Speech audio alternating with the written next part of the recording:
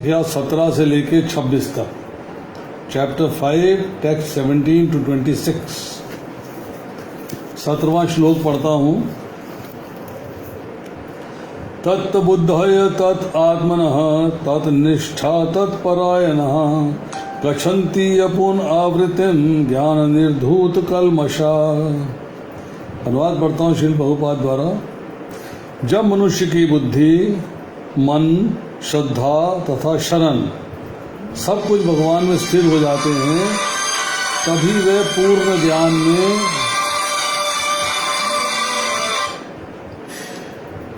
समस्त कल्मष से शुद्ध होता है और फिर मुक्ति के पथ पर अग्रसर होता है। जब मनुष्य की बुद्धि, मन, श्रद्धा तथा शरण सब कुछ भगवान में स्थिर हो जाते हैं, तभी वे पूर्ण ज्ञान द्वारा समस्त कल्मष से शुद्ध होता है और मुक्ति के पथ पर अग्रसर होता है। अब यहाँ पर भगवान ने ज्ञान योग में जो एकांत मतलब एक सिक्यूटेड प्लेस पे, एकांत जगह पे बैठ के साधना करते हैं, उसके द्वारा भगवान की प्राप्ति का साधन बताया। प्रभुपाद जी लिखते हैं, जिनके मन, बुद्धि, श्रद्धा तथा शरण कृष्ण में है, अर्थात जो पूर्णतया कृष्ण भावना भावित हैं, उनके सारे कल्मष धुल जाते हैं। कल्मष मीन्स कंटेमिनेशन, गंदगी, और उन्हें ब्रह्म संबंधी प्रत्येक वस्तु का पूर्ण ज्ञान हो जाता है। कृष्ण भावना भावित व्यक्ति यह भली भांति समझ सकता है कि कृष्ण में द्वैत है, अर्थात एकता भी है और भिन्नता भी है। ऐसे दिव्य ज्ञान से युक्त होकर वह मुक्ति के पथ पर चलता है। अब देखिए, थोड़ी सी चर्चा करते हैं कि भगवान का अनुभव करना है पहले, तो फिर प्राप्त करना है। पहले भगवान का अनुभव करना है, एक्सपीरियंस करना है, वो क्या है, कहाँ है, क्या नाम है। मतलब पहले भगवान का अनुभव करना चाहते हैं, और अनुभव करने के बाद फिर आप जो है उनको प्राप्त करने का सिस्टम, फॉर्मेट जानना चाहते हैं। तो पहली बात है भगवान को अनुभव करना, उस तत्व को अनुभव करना जो भगवान का तत्व है, उसको अनुभव करने के लिए दो प्रकार के साधन हैं। There are two processes. Process number 1 कि अपनी बुद्धि के द्वारा जो आर्ट ऑफ डिस्क्रिमिनेशन है, अर्थात जो विवेक है, उसके द्वारा असत्य का त्याग कर देना। तो जब असत्य का त्याग कर देंगे, अर्थात जब आप भौतिक संसार का त्याग कर दें, त्याग में यही छोड़ के चला जाना, उसमें लिप्तता, उसमें आकर्षण, उसमें अटैचमेंट जब आपकी छूट जाएगी, तो आप सत्य के स्वरूप में स्थित हो जाएंगे, अर्थात आपका भगवान के प्रति आकर्षण बढ़ जाएगा।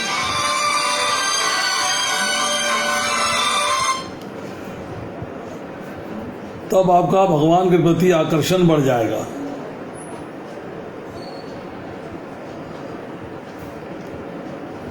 इसलिए दूसरा कारण कि सत्य का चिंतन करते करते सत्य की प्राप्ति हो जाएगी, क्योंकि आप भगवान के चिंतन में लग गए तो भगवान की प्राप्ति हो जाएगी। चिंतन करने से ही भगवान की प्राप्ति होती है। जैसे कहा है कि आप सबसे पहले क्या है, श्रवणम कीर्तनम विष्णु स्मरणम। तो विष्णु स्मरण मीन्स भगवान का चिंतन। भगवान कहते हैं अनन्य चेता सत्यम, जो लगातार मेरा चिंतन करता है, मेरा स्मरण करता है। अर्थात जैसे ही जो है भगवान का चिंतन करना शुरू करते हैं, तो आपकी उसमें भगवान की प्राप्ति होने का साधन बन जाता है। अब इसी की जो है चर्चा इस श्लोक में हो रही है। भगवान हमें कन्विंस करना चाहते हैं कि वो सुप्रीम लॉर्ड हैं, उनसे ऊंचा कोई नहीं, ताकि हम जो है उनके रास्ते पे कृष्ण भावना भावित होकर चल सकें और परम सत्य को, परम भगवान को प्राप्त कर सकें। अब आती है बात, जो कि हम ज्ञान की चर्चा कर रहे हैं, तो ज्ञान के बारे में बात करते हैं कि ज्ञान जो है वो जीव के, अर्थात आत्मा के ज्ञान को तो प्रकाशित कर सकता है, परंतु भगवान के तत्व को प्रकाशित नहीं कर सकता। भगवान को नहीं जान सकता, ज्ञान के द्वारा भगवान को नहीं जान सकते। तो भगवान को कैसे जाना जाएगा?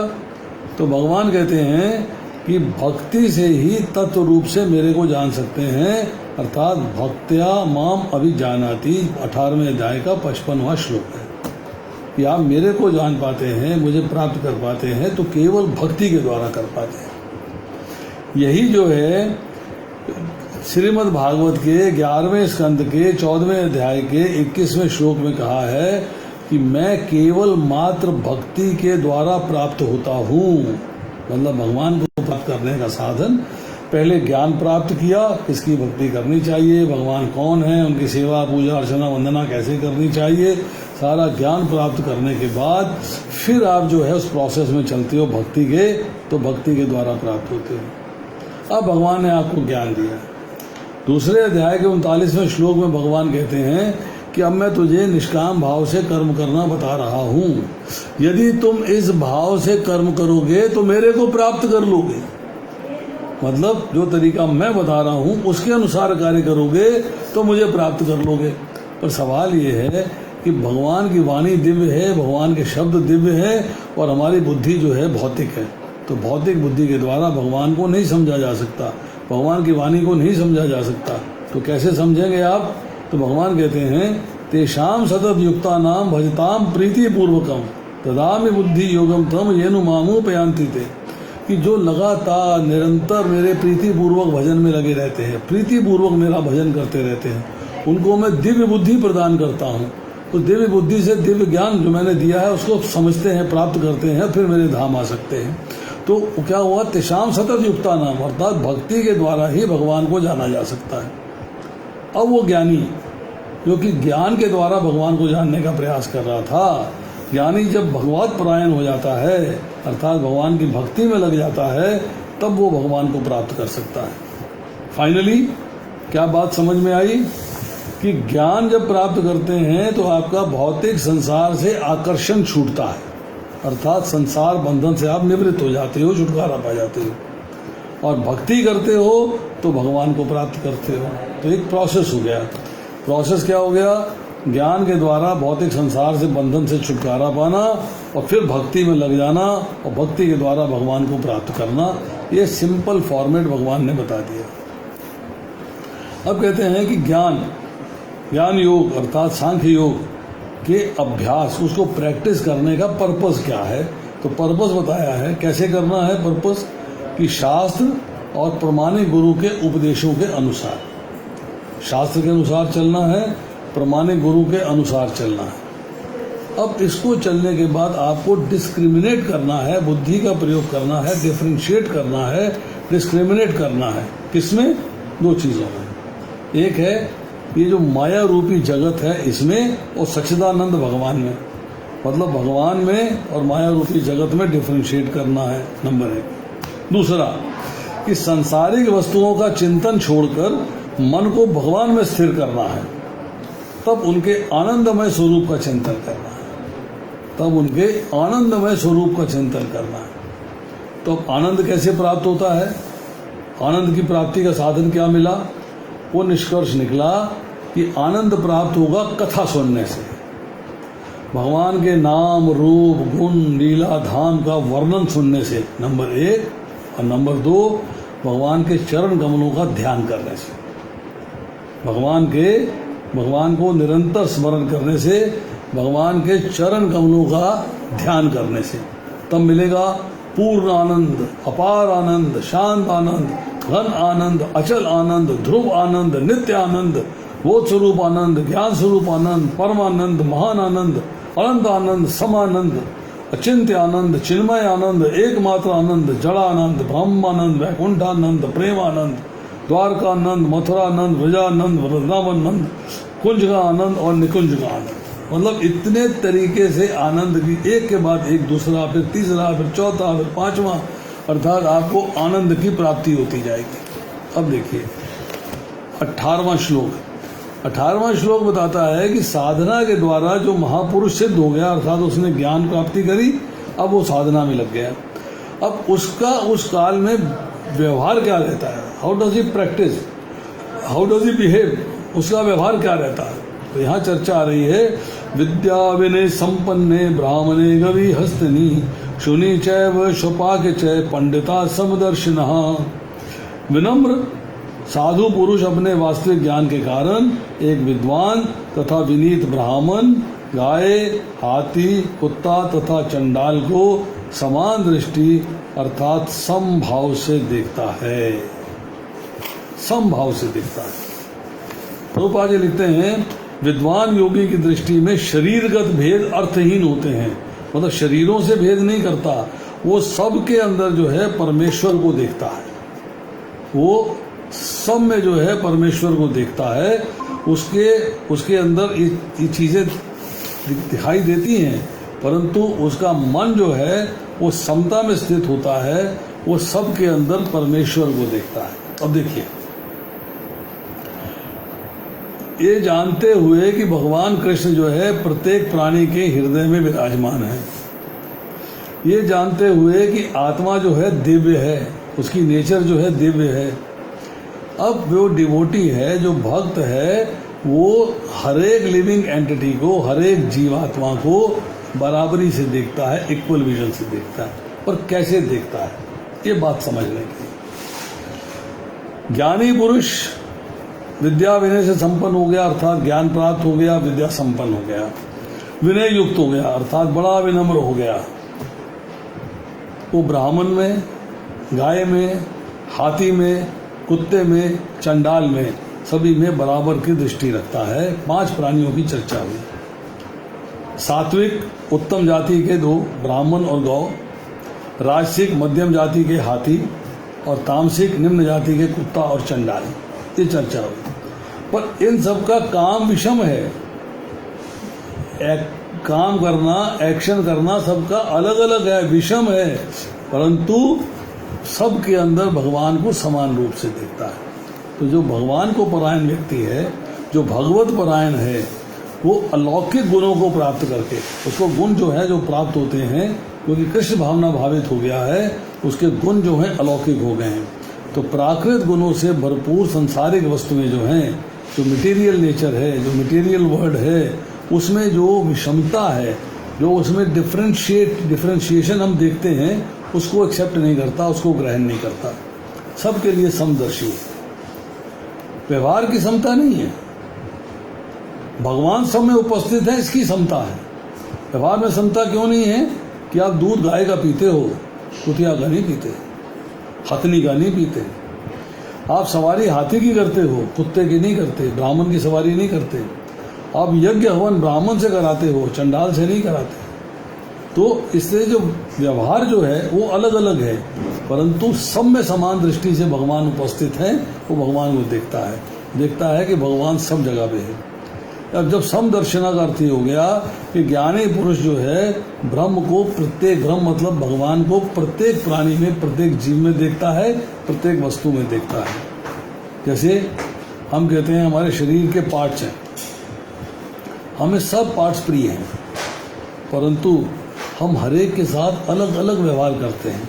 पाँव के साथ व्यवहार अलग है, हाथों के साथ व्यवहार अलग है, अंगूठे के साथ व्यवहार अलग है, उंगलियों के साथ व्यवहार अलग है, अर्थात हमारा सबके साथ जो है व्यवहार अलग अलग है। अब आते हैं श्लोक संख्या 19 पे, 5वें अध्याय का 19वां श्लोक। येव ते चिते सर्ग येषां साम्ये स्थितं मनः निर्दोषम ही समम ब्रह्म तस्मात् ब्रह्मणीति स्थितः। इसके अनुवाद में श्रील प्रभुपाद लिखते हैं, जिनके मन एकत्व तथा समता में स्थित हैं, उन्होंने जन्म तथा मृत्यु के बंधनों को पहले ही जीत लिया है, वे ब्रह्म के समान निर्दोष हैं और सदा ब्रह्म में ही स्थित रहते हैं। अब देखिए प्रभुपाद जी परपट में क्या लिख रहे हैं, जब तक मनुष्य शरीर को आत्म स्वरूप मानता है, मतलब आत्मा में और शरीर में भेद नहीं कर पाता, तब तक वह बद्ध जीव माना जाता है। किंतु ज्यों ही आत्म साक्षात्कार के द्वारा वो समचित्तता की अवस्था को प्राप्त कर लेता है, अर्थात शरीर और आत्मा में भेद समझ लेता है, शरीर की एक्टिविटीज़ क्या होनी चाहिए, आत्मा के साथ क्या डिज़ायर करनी चाहिए, ये सारी बातों को समझ लेता है प्रॉपरली, तब वो जो है मुक्त हो जाता है। भगवान निर्दोष हैं, प्रभुपाद जी लिखते हैं, भगवान निर्दोष हैं क्योंकि वे आसक्ति तथा घृणा से रहित हैं। भगवान आसक्ति तथा घृणा से रहित हैं, इसी प्रकार जब जीव आसक्ति तथा घृणा से रहित होता है तो वह भी निर्दोष बन जाता है और वैकुंठ जाने का अधिकारी हो जाता है। अर्थात अब जो है वो उस स्थिति में आ जाता है जिसमें कि ब्रह्म के गुण, हम कहते हैं कि उसके अंदर भी ब्रह्म के गुण उपस्थित हो जाते हैं, उसमें भी ब्रह्म के गुण आ जाते हैं। तो ये बात को समझ लेना आवश्यक है कि ब्रह्म के गुण क्या है, ब्रह्म के गुण क्या है, हम ये बात जान लेते हैं कि क्वालिटी क्या है आत्मा की। तो क्वालिटी क्या है भगवान की, भगवान में पूर्ण मात्रा में है, आत्मा में सूक्ष्म मात्रा में है, पर ये 8 गुण ऐसे हैं जो भगवान में भी हैं और जीव में भी हैं। जब ये गुण जो हैं, जब वो ब्रह्म की पोजीशन में आ जाएगा, तब ब्रह्म के गुण क्या हैं? पाप रहित, शोक रहित, मृत्यु रहित, जरा रहित अर्थात बुढ़ापा नहीं है, भोजन इच्छा रहित, भोजन की इच्छा नहीं है, पिपासा रहित अर्थात पिपासा प्यास नहीं है, सत्य काम है और सत्य संकल्प है। ये गुण उसके अंदर आ जाते हैं, तब वो ब्रह्म में स्थित होता है, तब वो ब्रह्म की पोजीशन गेन करता है। तो समता की जो विशेष महिमा है उसकी चर्चा करते हैं कि एक जो है ये समझ लेता है कि मेरे को जो स्पिरिचुअल प्रोग्रेस करना है, जो मैं आत्म साक्षात्कार को भगवान की सेवा में, भगवान की पूजा अर्चना में, भगवान की प्राप्ति में जो मेरी प्रोग्रेस हो रही है कि उसमें मेरा कितना अट्रैक्शन है और कितना रिपल्शन है मटेरियल नेचर के प्रति, मतलब मटेरियल नेचर से कितना मैं विमुख हो रहा हूँ और भगवान के कितना मैं सम्मुख हो रहा हूँ, उससे मेरा कितना डिस्ट्रैक्शन चल रहा है, भगवान से कितना मेरा अट्रैक्शन चल रहा है। संसार को जीत लेना हम शब्द यूज करते हैं, इसका अर्थ क्या है कि संसार के बंधन से छूट जाना। ब्रह्म सतोगुण, रजोगुण, तमोगुण तीनों से परे है, इसलिए निर्दोष है। तो ज्ञानी पुरुष पूर्ण ज्ञान में होता है और तत्व ज्ञानी भी तीनों गुणों से परे होता है। यही भगवान भगवद गीता के दूसरे अध्याय के 45वें श्लोक में कहते हैं अर्जुन से कि तीनों गुणों से ऊपर उठो, तीनों गुणों से ऊपर उठो। भगवान सम है, सब पे समान दृष्टि रखते हैं, तो इसी तरह ज्ञान योगी भी सब पे समान दृष्टि रखता है। अब आती है सवाल कि आप भौतिक संसार के आकर्षण में कब फंसे, मतलब आप पराधीन हो गए, उनके अधीन हो गए, आप भौतिक संसार के अधीन हो गए। कब हुए? जब कामना हुई, कामना हुई तो भौतिक संसार के अधीन हो गए। वस्तु मिल गई, कामना से जो डिजायर करी थी वो चीज़ मिल गई तो उस वस्तु के अधीन हो गए। पर ज्ञानी के पास कोई कामना नहीं है, कोई इच्छा नहीं है, इसलिए वो पराधीन नहीं है, वो स्वाधीन हो गया, इंडिपेंडेंट हो गया। अब आती है बात श्लोक संख्या 20 की। ना प्रहृष्येत प्रियम प्राप्य, ना उद्विजेत प्राप्य च अप्रियम, स्थिर बुद्धि असम्मूढ़ ब्रह्मवित् ब्रह्मणि स्थिता। जो ना तो प्रिय वस्तु को पाके हर्षित होता है, ना अप्रिय को पाके विचलित होता है, जो स्थिर बुद्धि है, जो मोह रहित है और भगवत विद्या को जानने वाला है, वो पहले से ही ब्रह्म में स्थित रहता है। ये लक्षण बताए गए हैं भगवत विद्या के कि जो न तो प्रिय वस्तु को पाके हर्षित होता है, न अप्रिय को पाके विचलित होता है, जो स्थिर बुद्धि है, जो मोह रहित है, वह भगवत विद्या को जानने वाला है, वह ब्रह्म में ही स्थित रहता है। अब देखिए, हमारा शरीर, हमारी इंद्रियां, हमारा मन, हमारी बुद्धि, हमारे प्रिंसिपल्स, हमारा सिद्धांत, हमारा संप्रदाय, हमारे शास्त्र, ये जो है जब अनुकूल हैं प्राणी के, पदार्थ के और घटना आदि की परिस्थिति के, मतलब हमारी सिचुएशंस के अनुकूल हैं, तो ये होता है प्रिय को प्राप्त होना। और जब यही शरीर, इंद्रियां, मन, बुद्धि, सिद्धांत, संप्रदाय, शास्त्र ये प्राणी के प्रतिकूल हैं, तब आप परिस्थिति की आप अप्रिय परिस्थिति पैदा हो जाती है। अब इस प्रिय और अप्रिय के अंदर क्या कहा है? ना हर्षित होना है, ना शोक करना है। तो यहाँ पे जो है स्वरूप सिद्ध व्यक्ति के लक्षण दिए गए हैं। जिस व्यक्ति ने अपना स्वरूप समझ लिया है, भगवान से कनेक्शन समझ लिया है, भगवान से रिलेशन समझ लिया है, उसके लक्षण बताए गए हैं। कि प्रिय वस्तु को पाके खुशियां नहीं मनाता, और अगर अप्रिय हो जाती बातें तो उनसे घृणा नहीं करता, विचलित नहीं होता, स्थिर बुद्धि है। ये बात हमने जो है पहले भी करी है, दूसरे अध्याय के 56वें-57वें श्लोक में। यह सत्व अन्विष्णु तत्व प्राप्त शुभ अशुभम न अभिनंदति न द्वेष्टि तस्य प्रज्ञा प्रतिष्ठा, अर्थात वो स्थिर बुद्धि हो जाता है, जो शुभ की प्राप्ति से हर्षित नहीं होता है, अशुभ की प्राप्ति से घृणा नहीं करता है। अब वो कहते हैं कि अगर ऐसा व्यक्ति है जिसने कि आत्म साक्षात्कार का ज्ञान प्राप्त कर लिया है, इस ज्ञान के कारण वो परम सत्य अर्थात ब्रह्म परमात्मा भगवान के ज्ञान को भली भांति जान लेता है, अपने स्वरूप को जान लेता है, तब वो ब्रह्म में स्थित हो जाता है, ब्रह्म के गुण उसके अंदर आ जाते हैं, तब उसमें जो है ब्रह्म के गुण आ जाते हैं, वो ब्रह्म में स्थित हो जाता है। तो यहाँ चर्चा हुई कि समान दृष्टि से जो देखने की बात हो रही थी, जो समता की बात हो रही थी, उसकी प्राप्ति का साधन क्या है, और जो समान दृष्टि प्राप्त कर लेता है वो सिद्ध के लक्षण क्या है। अब एडवांसमेंट इन कृष्णा कॉन्शियसनेस, आप भगवान के प्रेम के प्रति, भगवान की सेवा के प्रति, भगवान के ज्ञान के प्रति आप एडवांसमेंट कर रहे हो तो थ्योरेटिकल नॉलेज से नहीं होती, आपको उसके अंदर जो है एक वैष्णव के गुण डेवलप करने पड़ते हैं। तो प्रिय और अप्रिय की हमने बात करी, तो ज्ञानी की जो है मन बुद्धि इंद्रिय शरीर के साथ कोई लगाव नहीं, मिले हुए हैं रोजमर्रा के काम करने के लिए, उनसे अट्रैक्शन नहीं है, और भौतिक संसार से भी अट्रैक्शन नहीं है, इंद्रिय भोगों की तृप्ति से भी अट्रैक्शन नहीं है। तो प्रतिकूल पदार्थ से संयोग हो जाए चाहे वियोग हो जाए वो विचलित नहीं होता, उसको कोई दुख नहीं होता। और यही जो ज्ञानी है उसकी पदार्थ में, मन में, बुद्धि में, इंद्रिय में और इनमें कोई अट्रैक्शन नहीं है, कोई अटैचमेंट नहीं है, अगर वो मिल जाती हैं तो हर्षित नहीं होता, तो ही इज नॉट, बहुत खुशियाँ नहीं मनाता। तो अब जो व्यक्ति अज्ञान में है, जिसको ज्ञान नहीं है, उसकी बात करते हैं कि अगर कोई वस्तु उसको चाहिए जो उसके लिए अनुकूल है वो नहीं मिलती, या जो वस्तुएं उसके लिए प्रतिकूल है जो उसको नहीं चाहिए, जो समझता है मेरे फेवरेबल नहीं है, वो मिल जाती है, तो दोनों स्थितियों में वो विचलित हो जाता है, उद्विग्न हो जाता है। अनुकूल वस्तु के ना मिलने पर और प्रतिकूल वस्तु के मिलने पर उसको दुख की प्राप्ति होती है।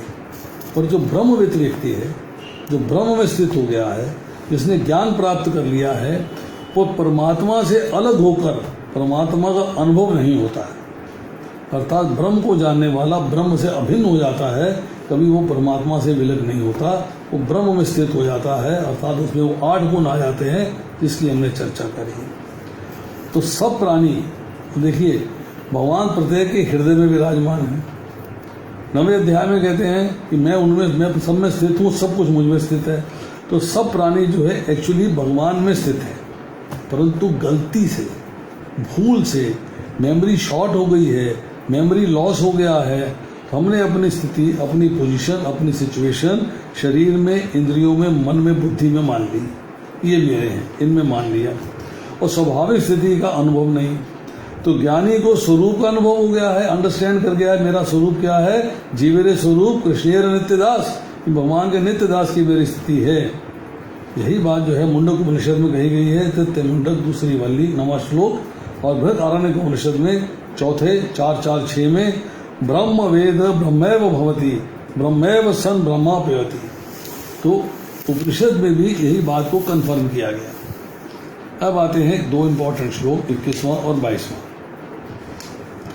बाह्य स्पर्शेषु असक्तात्मा विदन्ति आत्मनि यतः सुखम स ब्रह्म योग युक्तात्मा सुखम अक्षयम अश्नुते। सुखम अक्षयम, अक्षय सुख की प्राप्ति करता है ऐसा मुक्त पुरुष। कैसा मुक्त पुरुष? जिसकी चर्चा ऊपर हुई है, जिसकी हम अभी चर्चा करते रहे हैं। ऐसा मुक्त पुरुष भौतिक इंद्रिय सुख की ओर आकृष्ट नहीं होता, जो मैंने आपसे बताई, भौतिक सुख की ओर आकृष्ट नहीं होता, अपितु सदैव समाधि में रहकर, समाधि मीन्स कृष्ण भावनामृत में रहकर, अर्थात वो भगवान के प्रति स्मरण चिंतन में रहता है और अपने अंतर में आनंद का अनुभव करता है। इस प्रकार स्वरूप सिद्ध व्यक्ति परम ब्रह्म में एकाग्रचित होने के कारण असीम सुख भोगता है।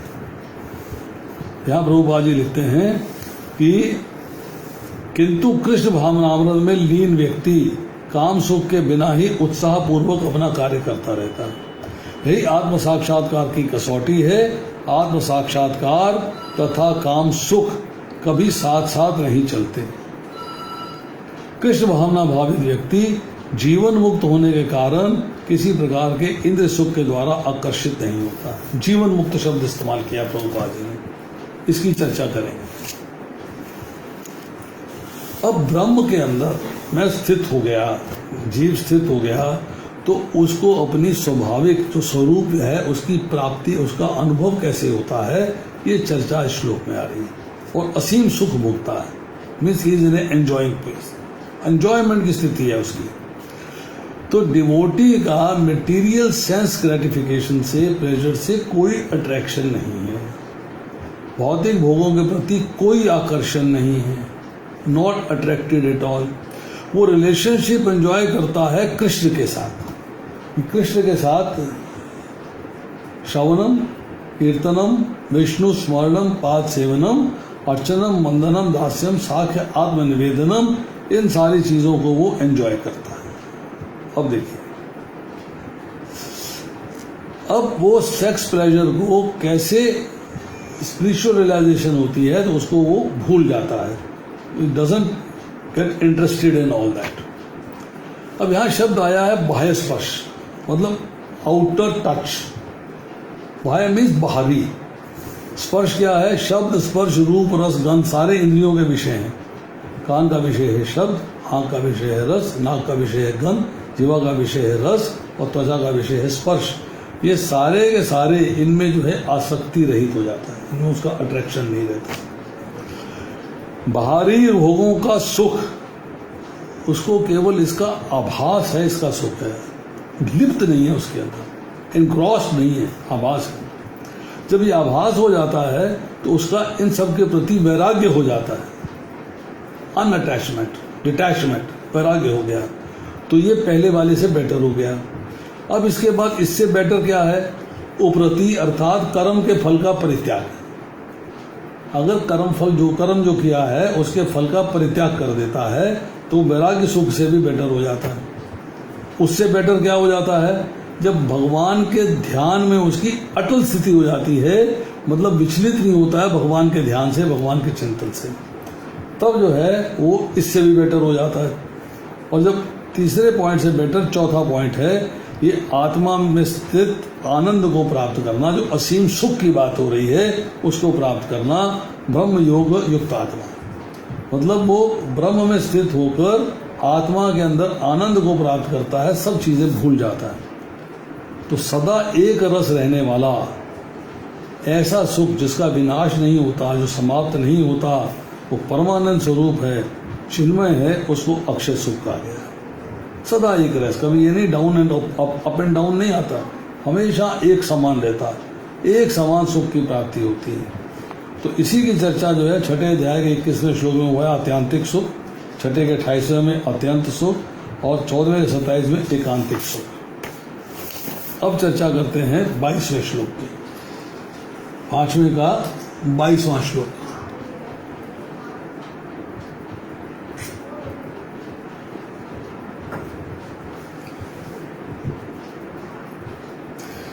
ये ही स्पर्शजा भोगा दुख योन एवते आदि अंतवत कौंतय नाते शूरमते बुद्धा। बुद्धिमान मनुष्य की चर्चा हो रही है। बुद्धिमान मनुष्य दुख के कारणों में भाग नहीं लेता जो भौतिक इंद्रियों के संसर्ग से उत्पन्न होते हैं। ऐसे भोगों का आदि तथा अंत होता है। चतुर व्यक्ति इसमें आनंद नहीं लेता। चतुर व्यक्ति का मतलब है विवेकशील, जो आर्ट ऑफ डिस्क्रिमिनेशन अपनी बुद्धि का इस्तेमाल करता है, उसकी चर्चा है। बुद्धिमान व्यक्ति की चर्चा है। तो क्या बोला कि दूसरे अध्याय में चर्चा आई है, मात्र स्पर्शात कौंताय शीत उष्ण सुख दुखदा आगम अपायनी अनित्या तांत तिक्षव भारता।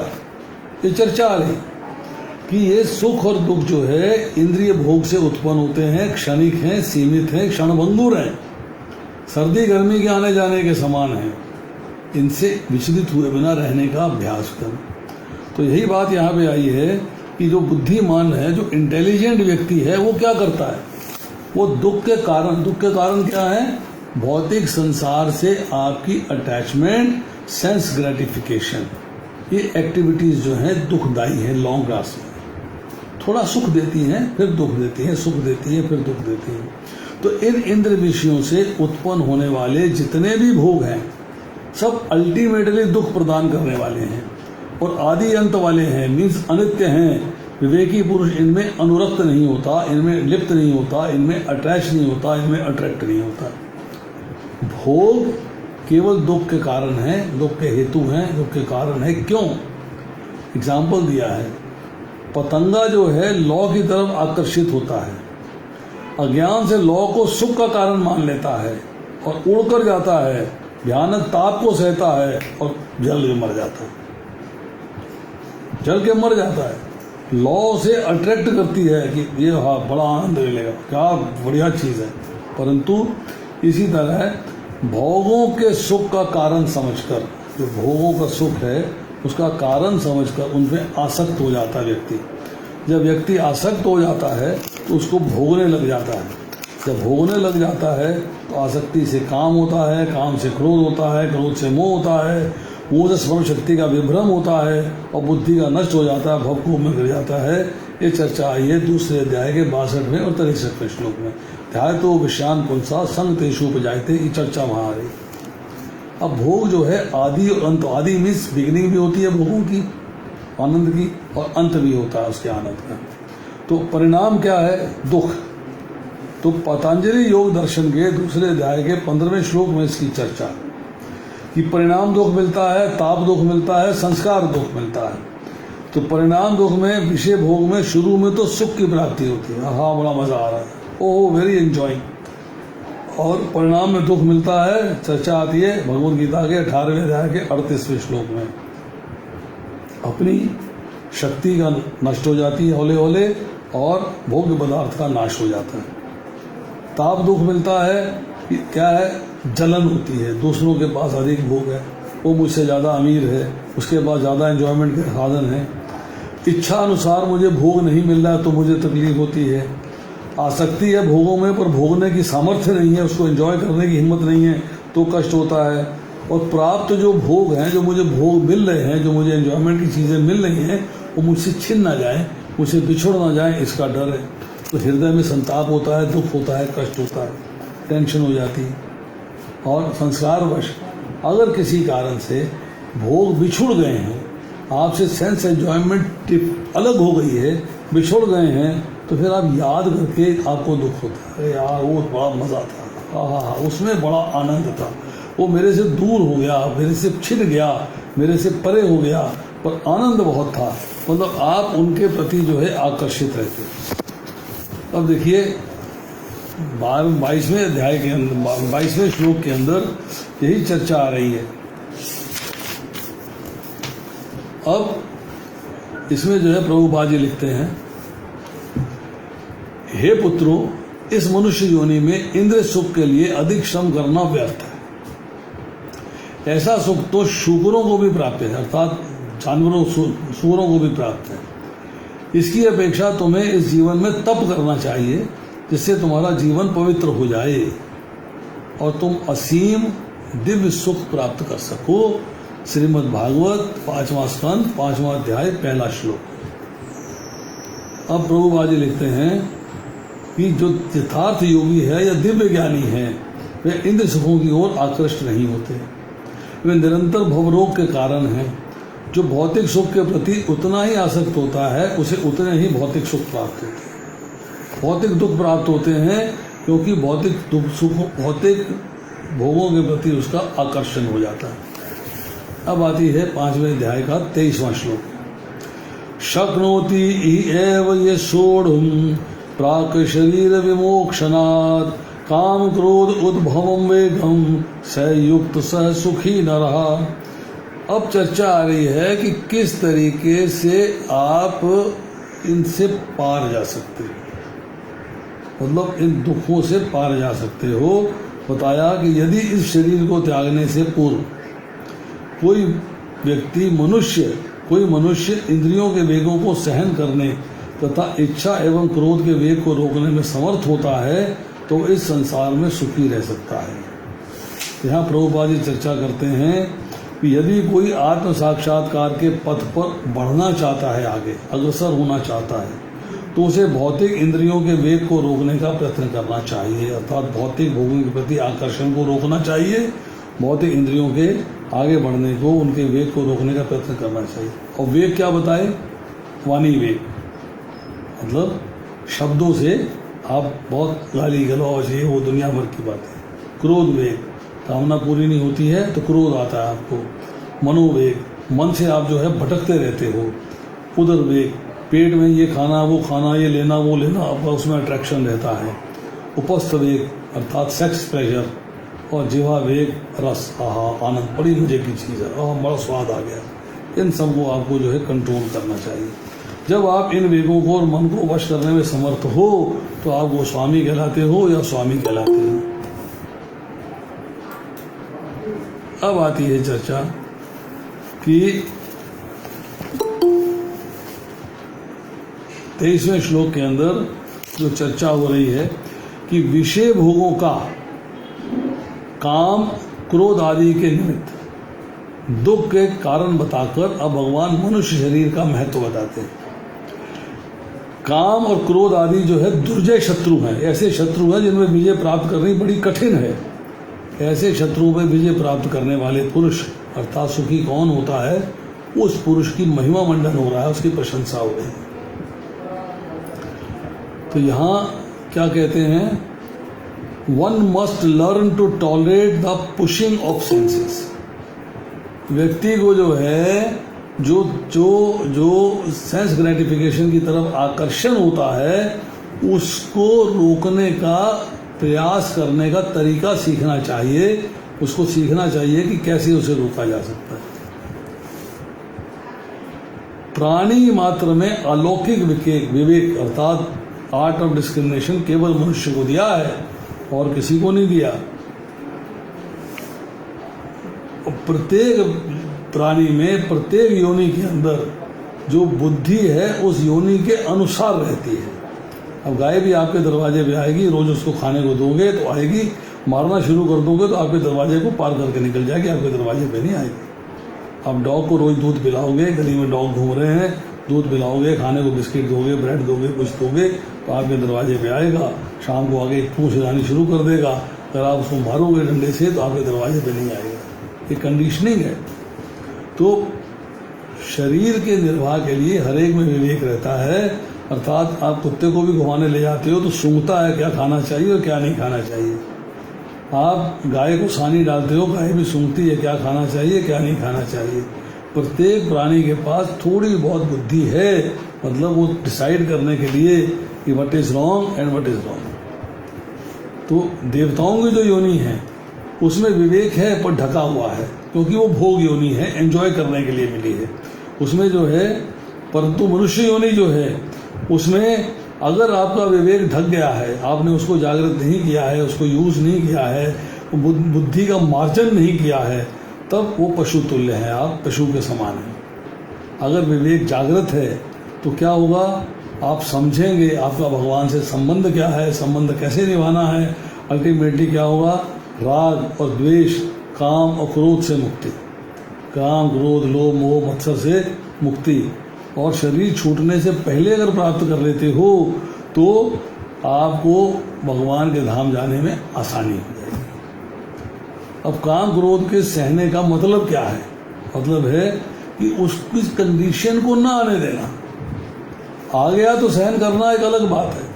बेटर क्या है? Prevention is better than cure. कि वो सिचुएशन आए नहीं, वो सिचुएशन आपने राइज करनी है। कि काम और क्रोध का संकल्प जो है उत्पन्न होने के बाद वेग आता है, पर वेग आने के बाद रोकना कठिन है, तो काम क्रोध मत आने दीजिए, तो वहीं ब्लॉक हो जाएगा, वहीं रास्ता रुक गया, वहीं पे आपने ब्लॉकेट लगा दिया। तो काम क्रोध जो है शरीर को है, आत्मा को नहीं है। सो अंडरस्टैंड करना है बॉडी एंड सोल का डिफरेंस, और ज्ञान जो ढका है वो उसको जागृत करना है, उसको बुद्धि के द्वारा आपने जागृत करना है, अंडरस्टैंड करना है। अब आते हैं श्लोक संख्या 24 पे। ये अंत सुख है अंताराम तथा अंत ज्योति एव ह्य स योगी ब्रह्म निर्वाणम ब्रह्मभूत अधिगच्छति। ब्रह्मभूत की मैंने चर्चा करी कि उसमें ब्रह्म के 8 लक्षण आ जाते हैं, मैं आपको बता चुका हूँ। अनुवाद में श्रील प्रभुपाद लिखते हैं जो अंतःकरण में सुख का अनुभव करता है, जो कर्मठ है, कर्मठ मीन्स बड़े हार्ड वर्किंग है और अंतःकरण में ही रमन करता है, जो अंतःरमन में ही रमन करता है, जिसका लक्ष्य अंतर्मुखी होता है, वह सचमुच पूर्ण योगी है, वह सचमुच पूर्ण योगी है। वह परम ब्रह्म में मुक्ति पाता है, अंतर्बोधवा ब्रह्म को प्राप्त होता है। अर्थात इसमें जो है फॉर्मेट बताया, फॉर्मूला बताया कि आप किस तरीके से भगवान को प्राप्त कर सकते हैं, किस तरीके से मुक्ति प्राप्त कर सकते हैं, किस तरह से मोक्ष प्राप्त कर सकते हैं, किस तरह से बारंबार जन्म मृत्यु के बंधन से छुटकारा पा सकते हैं, इसका ज्ञान दिया आपको। अब देखिए,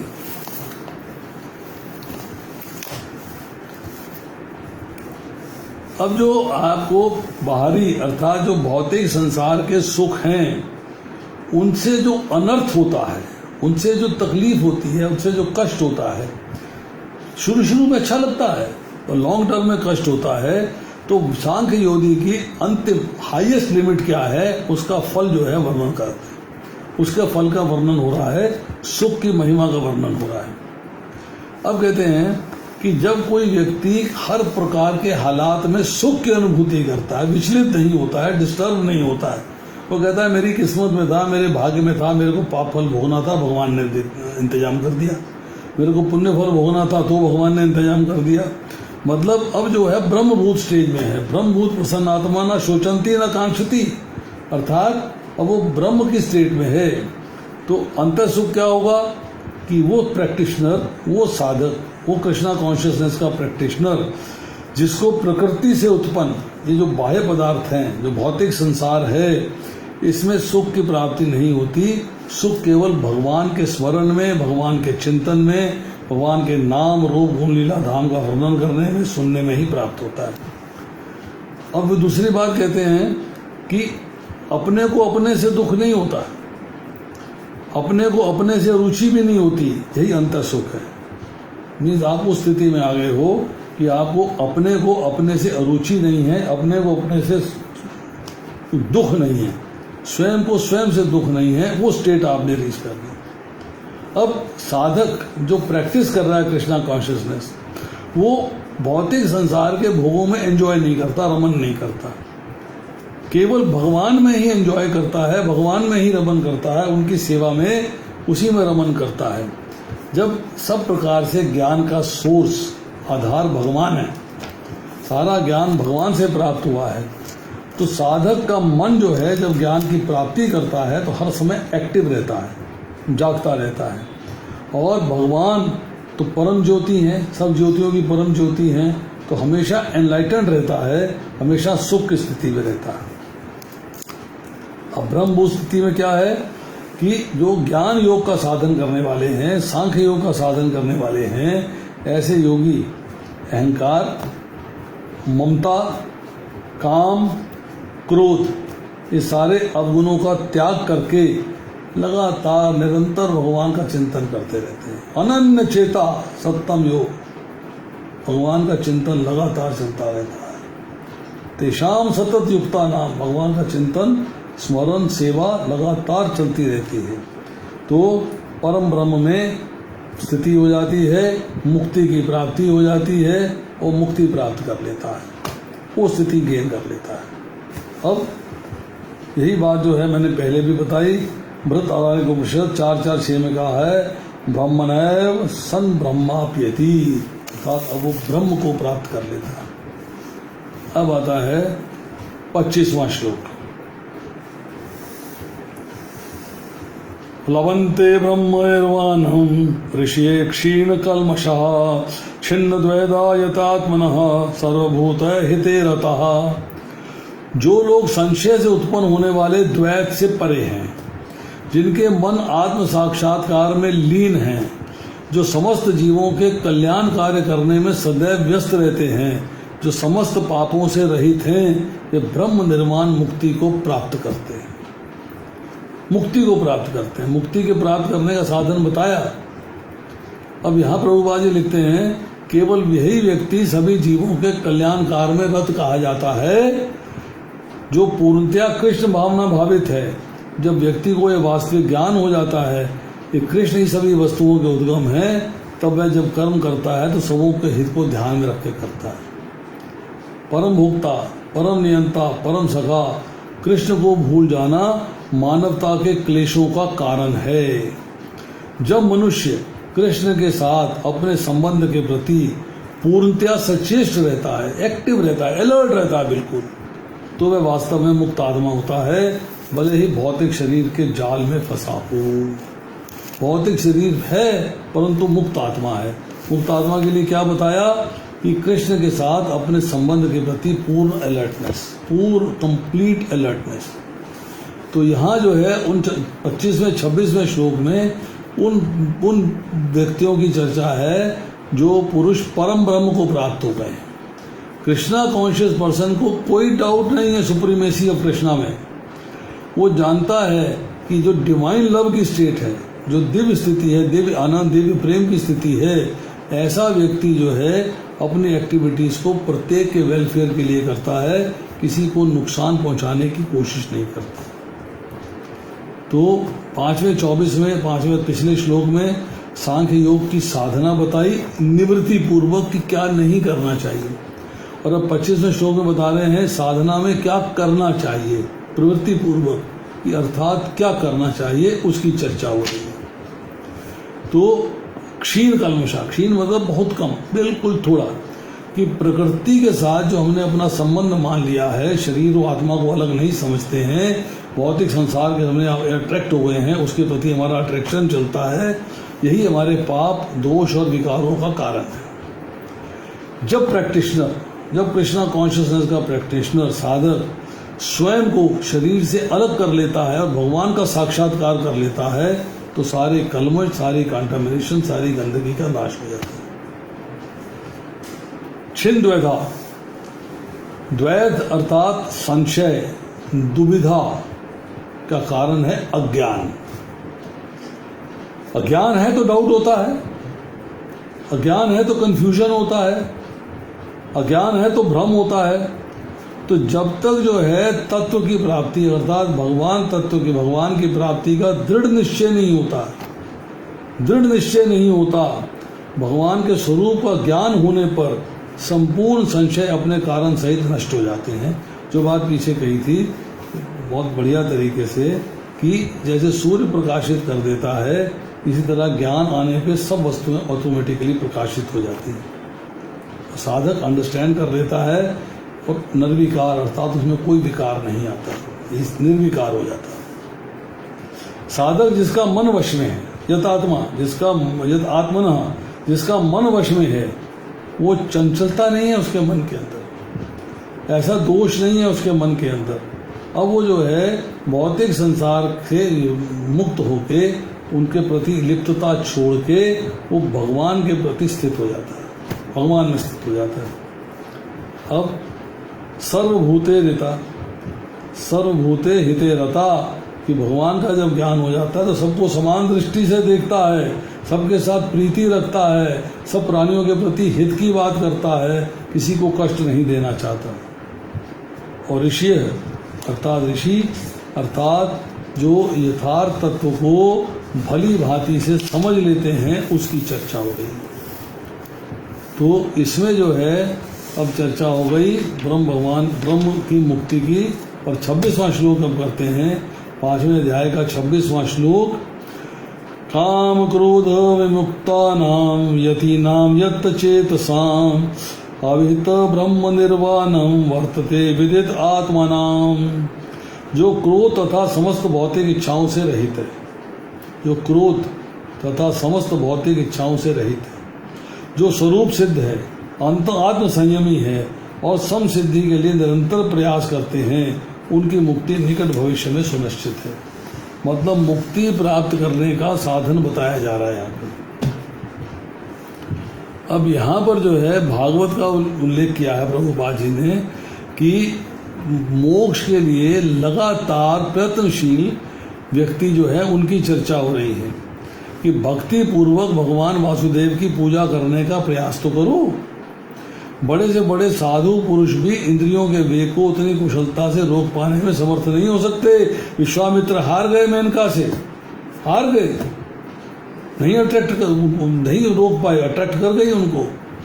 तो यहाँ चर्चा हो रही है कि जो वे सकाम कर्मों की तीव्र इच्छा को समूल नष्ट करके और भगवान के चरण कमलों की सेवा में दिव्य आनंद में लीन रहते हैं, जो ज्ञान प्राप्त कर चुके होते हैं और जो उन वेगों को उन भौतिक आनंद के वेगों को रोकने में समर्थ हो जाते हैं। फिर प्रभुपाद जी लिखते हैं, बद्ध जीव में कर्म के फलों को भोगने की इच्छा इतनी बलवती होती है, इतनी स्ट्रॉन्ग डिजायर है मुझे फल मिलना चाहिए, कि ऋषि मुनियों के तक के लिए भी कठोर परिश्रम के बावजूद ऐसी इच्छाओं को वश में करना कठिन हो जाता है। मैंने आपको विश्वामित्र का एग्जाम्पल दिया। जो भगवत भक्त कृष्ण चेतना में निरंतर भक्ति करता है और आत्म साक्षात्कार में सिद्ध होता है, वह शीघ्र ही मुक्ति प्राप्त करता है।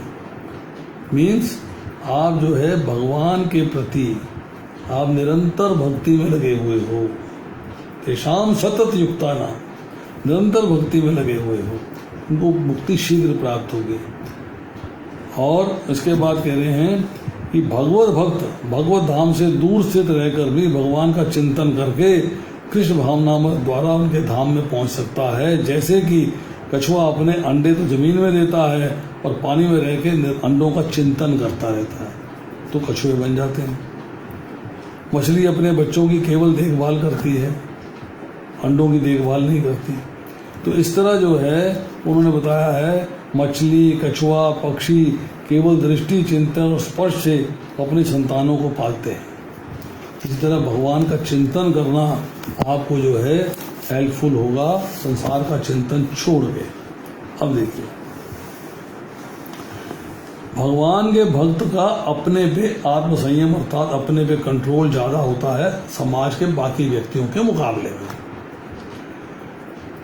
कामना का मतलब है कि जो वस्तुएं आपको भौतिक भोग के लिए चाहिए उसकी आप कामना करते हो और विनाशील है, समाप्त हो जाती है। अब मोबाइल खरीदते हो ना, 2 साल में समाप्त। कामना क्यों होती है? क्योंकि आपके पास जिस चीज की कामना कर रहे हो उसका अभाव है, उसकी आपकी डेफिशिएंसी है, आपके पास वो नहीं है। पर सत्य स्वरूप में अभाव नहीं है। अगर भगवान की कामना करेंगे तो कामना जेन्युइन है, फेक नहीं है। तो कृष्ण भावनामृत में जब व्यक्ति आता है तो कामनाएं और क्रोध कम हो जाते हैं।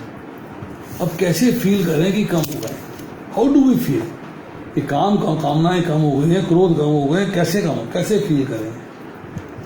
तरीका एक कि कामना और क्रोध जितनी जल्दी आते थे अब उतनी जल्दी नहीं आते। नंबर 1, जितनी तेजी से आते थे अब उतनी तेजी से नहीं आते। नंबर 2, जितनी देर रहते थे उतनी देर तक नहीं रहते। ठीक है चलो खत्म हुआ, बात निकल गई। अब क्या है, कभी कभी जो प्रैक्टिस कर रहा है कृष्णा कॉन्शियसनेस, साधना में है, साधक है, उसको काम क्रोध का वेग आता है। कॉज क्या है कि साधन करने से रिजल्ट की इच्छा करता है। साधन करता है तो रिजल्ट की इच्छा करता है। नंबर 2, भोग आसक्ति तो मिटती जाती है परंतु पूर्णतः नहीं मिटी है, पूरे तरीके से नहीं मिटी है। यही बात भगवान दूसरे अध्याय के 70वें श्लोक में कहते हैं कि उसमें कामनाएं आती रहती हैं पर उनको तुष्ट करने का प्रयास नहीं करता। और 71वें श्लोक में बेटर स्थिति बताई कि उसमें कामनाएं ही नहीं आती।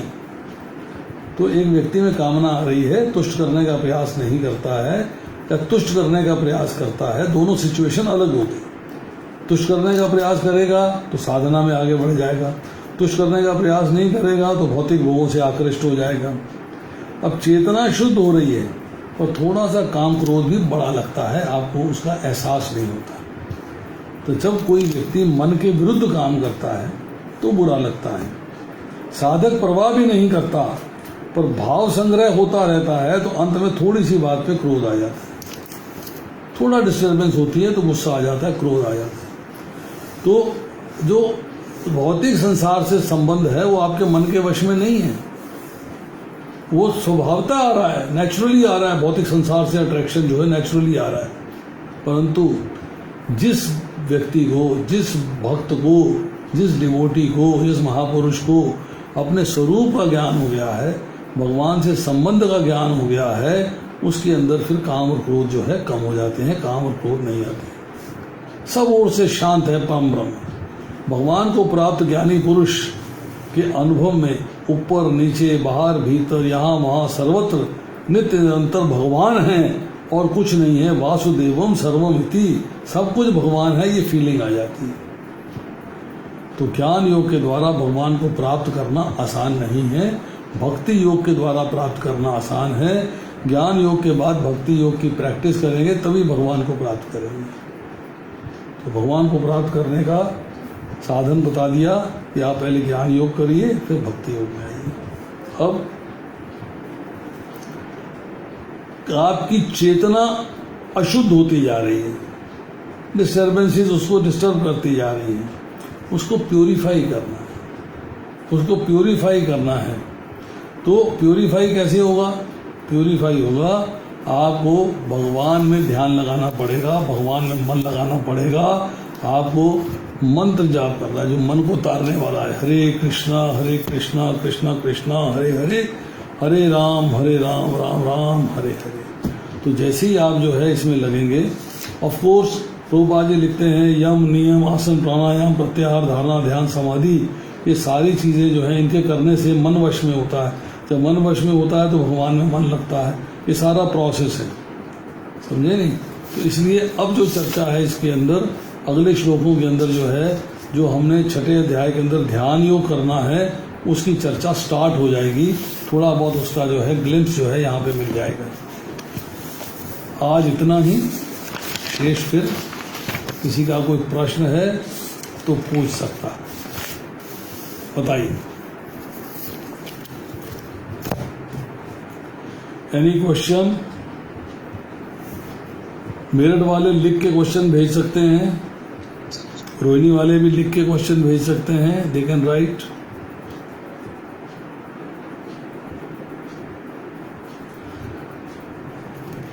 हाँ जी, रितु जी आप कुछ कहना चाहती हैं? हाँ जी प्रभु जी, हरे कृष्णा, कैसे हैं?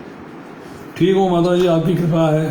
प्रभु जी आपका लेक्चर तो बहुत मतलब इट्स आउट ऑफ लाइक, इतना अच्छा फील होता है जब भी आपसे सुनते हैं, और बहुत ही आत्मा जैसे इतनी संतुष्ट हो जाती है कि उसका कोई मुकाबला ही नहीं है।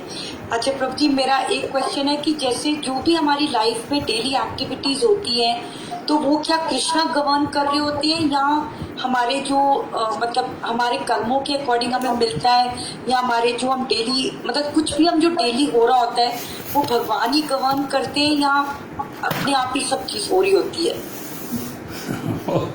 बहुत टेढ़ा सवाल है ये। हाँ जी। देखिए, आपकी जो डेली एक्टिविटीज हैं, हाँ जी, आपको शरीर चलाने के लिए तो करनी है, शरीर चलाने के लिए डेली एक्टिविटीज तो करनी है। वो है जो आपके ये विहित कर्म हैं, मतलब ये आपकी नेसेसिटीज हैं, आपको करने हैं। खाना बनाना है, खाना खाना है, पानी पीना है, पानी लाना है, सब मतलब ये डेली एक्टिविटीज है। कपड़े धोने हैं, सफाइयाँ करनी है, ये आपकी डेली एक्टिविटीज है। इन डेली एक्टिविटीज को तो आपको करना ही है, इसके बिना तो जीवन निर्वाह पॉसिबल नहीं है। और इन एक्टिविटीज के साथ कुछ एक्स्ट्रा कार्य आ जाते हैं, ऐसे ऐसे कर्मों का फल आ जाता है जिनको आपको भोगना पड़ता है। बिल्कुल बिल्कुल। तो आपको ये मंजन करना है तो भोगना है, तो भी भोगना है। मंजन से दांत दिए तो वो करनी पड़ेगी, चाहे दातुन करें, चाहे मंजन करें, चाहे ब्रश करें, चाहे उंगली से करें, दांत तो साफ करने हैं ना। अब वो कहें कि मेरे कर्मों का फल है, यह शरीर मिला, ये कर्मों का फल ही तो है। शरीर मिल गया है, ये कर्मों का फल ही तो है, शरीर मिला, उसके लिए दांत भी साफ करने पड़ेंगे, वो कर्मों का फल ही हो गया। बट जब हमारे पाप फल फलित होते हैं तो आपको पाप फल में कोई ऐसी कष्टदायक स्थिति उत्पन्न होती है जो आपने कभी एक्सपेक्ट नहीं करी होती। बिल्कुल जब आपके पुण्य फल फलित होते हैं तो आपको ऐसे सुख की स्थिति मिलती है जो आपने कभी एक्सपेक्ट नहीं करी होती। एक व्यक्ति कहता है कि मेरे को फाइनेंशियल लॉस हो गया, अभी तेरे पाप फल फलित हो गए। एक कहता है मुझे फायदा हो गया, तेरे पुण्य फल फलित हो गए। अब वो पाप फल फलित कराने के लिए, पुण्य फल फलित कराने के लिए दो चीजें आती हैं। एक तो होता है आपके सेल्फ एफर्ट्स और दूसरा होता है किसी दूसरे की सहायता। बुद्धि आपकी उसी तरह से भगवान बना देते हैं। उससे पहले अगर आपके पाप फल फलित होने हैं तो बुद्धि में चेंजेस आ जाएंगे, उसी तरह से आप गलत कार्य कर बैठोगे। और आपके पुण्य फल फलित होने हैं तो बुद्धि में चेंजेस आ जाएंगे, उसी तरह से आप अच्छे कार्य कर बैठोगे। अगर किसी की सपोर्ट चाहिए होगी तो आपको कोई हेल्पर आ जाएगा, किसी की सपोर्ट नहीं चाहिए होगी तो आप अपने मर्जी से कर लोगे। तो ये सिचुएशन चलती रहती है। तो हमारे कर्म जो हैं हमारे साथ चलते हैं, तो कोई उनका फल हमें मिलता है। ठीक है प्रभु जी, थैंक यू। और बताइए। हरे कृष्णा प्रभु जी। हरे कृष्णा, हरे कृष्णा। प्रभु जी, ये जो आपने बताया कि जो प्रिय और अप्रिय वस्तु पाकर विचलित नहीं होते ज्ञानी पुरुष, तो जैसे हमने कोई गुड न्यूज सुनी किसी का जन्म, उससे वो विचलित नहीं होते या भौतिक वस्तुओं से? देखिए, प्रिय वस्तु हो गई, प्रिय स्थिति आ गई, सिचुएशन आपकी बेटर हो गई। प्रिय में सिचुएशन आपकी बेटर हो गई तो आपने हर्षित होने का मतलब यह है कि आपने एंजॉयमेंट के अंदर जो है ऐसा नहीं कर देना है कि आप मतलब दूसरों को सुनाएं, दूसरों को बताएं, दूसरों को करें। आप जो है अपने आप को अंडर कंट्रोल में रखते हैं, आप विचलित नहीं होते, आप अंडर कंट्रोल में रखते हैं अपने आप को। आपका जो है विचलित ना होने का मतलब यही है, मन है, आपकी इंद्रियां हैं, आपका शरीर है, आपकी बुद्धि है, ये आपके अनुकूल होती हैं। इसका मतलब है आप एक अच्छी सिचुएशन को प्राप्त हो रहे हैं। तो अच्छी सिचुएशन को कूदना नहीं शुरू कर देना चाहिए, विचलित नहीं होना है। मतलब एक साधारण एक समभाव बनाए रखना चाहिए। मतलब दुख आ गया है, तो मैं आपको बताता हूँ, एक सिंपल एग्जाम्पल देता हूँ विचलित होने का। बिजनेस में प्रॉफिट चल रहा है, घर में सुख शांति चल रही है, देखा मैंने किया, ओहो आई हैव डन सो, मैंने कर दिया। दुख आ गया, फाइनेंशियल लॉस हो गया, फाइनेंशियल क्राइसिस हो गया। भगवान बड़े निर्दयी हैं, मेरे से बदला ले रहे हैं, उन्होंने कर दिया मेरा काम, तब तुमने नहीं किया, विचलित हो गए ना। फाइनेंशियल लॉस हुआ तो आप जो है भगवान को कोसना शुरू कर दिया। एक आई टेल यू, इंटरनेट के ऊपर हमारे साथ एक लड़की का कनेक्शन हुआ है। पंजाब के किसी शहर की लड़की थी वो। उसने मेरे से क्वेश्चन किया, कहने लगी मुझे बताइए कि भगवान की मैं माला जपती हूँ, मंदिर जाती हूँ, संडे के संडे लेक्चर सुनती हूँ, परंतु मेरे को ना किसी पार्टी में गई थी तो किसी ने छेड़ दिया है, मोलेस्ट कर दिया। तो मैं चाहती हूँ भगवान उसको सजा दें, उसको सजा मिल नहीं पा रही है। तो मैं जो है 1000 माला का जप करूंगी, 1000 माला तक उसको सजा नहीं मिली तो माला जपनी छोड़ दूंगी, मंदिर आना छोड़ दूंगी। ये विचलित होना है। जब तक उसको सुख की प्राप्ति हो रही थी, बड़े आनंद में थी, बड़े खुशी में थी, बड़ी खुश थी, जैसे ही जरा सा दुख हुआ तो विचलित हो गई। तो दुख से विचलित नहीं होना है, ये बात बहुत जरूरी है। और बताइए प्रभु जी, एक सेकेंड। प्रभु जी, जैसे कोई दुख आता है, जब हम कृष्णा कॉन्शियस में चल रहे होते हैं तो सडनली कोई परिस्थिति ऐसी आ जाती है जो हमें काफी दुखदाई होती है, तो वो भी कृष्णा की गवर्नेंस में होता है या हमारे ही कुछ कर्म ऐसे होते हैं? आपके कर्मों के फलस्वरूप जो है भगवान ने उसका फल देना है। ऐसा बुरा कर्म किया होगा कि बहुत ज्यादा बुरी स्थिति आई। और उसमें एक बात समझने वाली है कि आपके कर्मों का फल है। और मान लीजिए मैंने आपको दुख दे दिया और आप भक्त हैं, तो आप जो है उस दुख को स्वीकार करेंगे कि भगवान ने डॉक्टर साहब को निमित्त बना दिया है मेरे को दुख देने के लिए, इनका दोष नहीं है, दोष तो मेरे कर्म फलों का था। मेरे कर्मों का फल जो मुझे प्राप्त हुआ है उसको प्राप्त करने में डॉक्टर साहब सहायक सिद्ध हो गए हैं, तो इनका दोष नहीं है। इनको मैं क्यों दोष दूं, इनसे क्यों झगड़ा करूं, क्यों लड़ाई करूं, क्यों गालियां दूं, क्यों इनका बुरा चाहूं? वो तो मेरे कर्म फलों का फल था ना, तो मेरे को मिला। तो इसलिए ये पास्ट कर्मास हुए फिर आपके? पास्ट कर्मा भी हो सकते हैं, प्रेजेंट। पास्ट का मतलब यह है कि इमीडिएट भी हो सकते हैं या थोड़ी देर पुराने भी हो सकते हैं।